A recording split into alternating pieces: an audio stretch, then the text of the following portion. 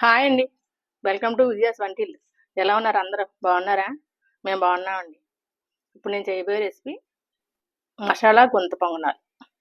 మసాలా దోశలు ఎలా వేసుకుంటామండి, అలాగే మసాలా గుంత పొంగనాలు దోశల పిండితో పలుకుల చట్నీ అండి. ఇవి చూడండి ఎంత బాగుందో. లోపల స్టఫ్ ఇదే మసాలా గుంత పొంగనాలు. చూడండి ఎంత బాగుందో. ఇది ఇలా తీసుకుని తింటే ఉంటుంది. సూపరో సూపరు. మొదలెడదాం మరి. మసాలా గుంత పొంగనాలకి మసాలా చేసుకుందామా. ముందు స్టవ్ వెలిగించుకొని ప్యాన్ పెట్టుకొని ఆల్రెడీ ఆయిల్ వేసానండి నేను. ఇప్పుడు ఆయిల్లో ఒక స్పూన్ జీలకర్ర వేగుతుంది కదండి.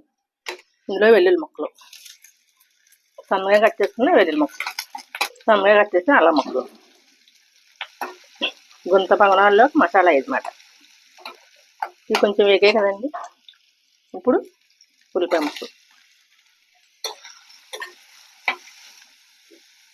మసాలా సరిపడా సాల్ట్, ఉల్లిపాయలు రంగు మారాలి. ఇవి కొంచెం వేగాయి కదండి. ఇప్పుడు ఇందులో పచ్చిమిర్చి వేసుకోవాలి. సన్నగా తగిన పచ్చిమిరపకాయలు. ఉల్లిపాయలు వేగాయి కదండి. ఇప్పుడు ఇందులో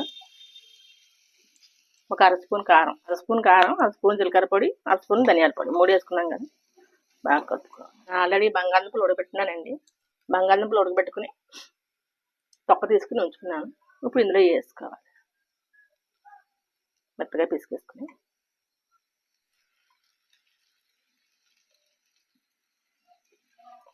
ఇది బాగా వేగాలి. 2 మసాలా వేగింది కదా. ఇప్పుడు final touch half spoon masala పొడి వేసుకుని బాగా కలుపుకొని ఇప్పుడే మనం ఉప్పు చూసుకోవాలండి సరిపోయింది లేదా. దీన్ని పక్కన పెట్టేసుకుందాం. దీని కొంచెం మనం బౌల్లో తీసుకుందాం.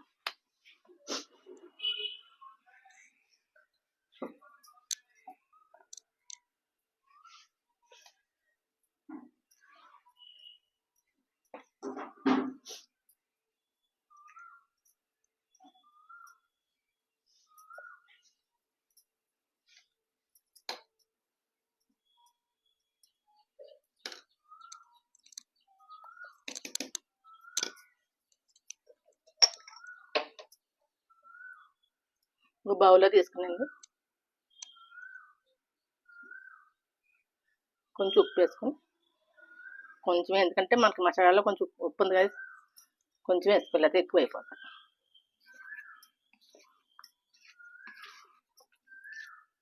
బాగా కలుపుకోవాలి. చూడండి బాగా పులిసింది.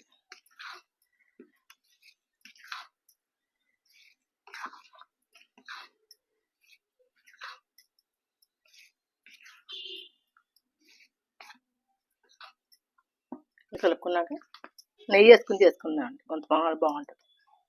నెయ్యి వేసుకుని ఇలా క్రీజ్ చేసుకోవాలి మొత్తం అన్ని. ఇప్పుడు ఇందులో దోశల పిండి వేసుకోవాలి. కొంచెం ఫుల్గా వేసుకోకూడదు, ఎందుకంటే మనం స్టఫ్ వేస్తాం కదా. మళ్ళీ స్టఫ్ వేసి మళ్ళీ పైన మళ్ళీ వేయాలి. అందుకని కొంచెం కొంచెం వేసుకోవాలి.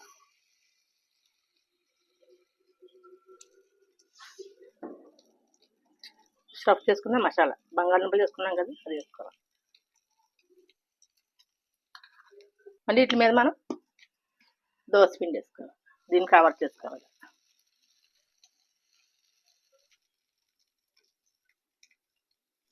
దీని మీద మూత పెట్టి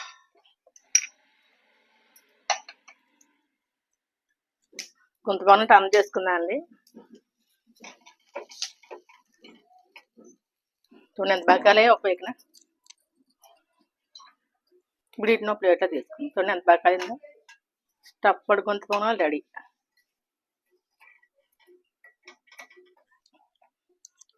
గుంత పొంగనాలు రెడీ.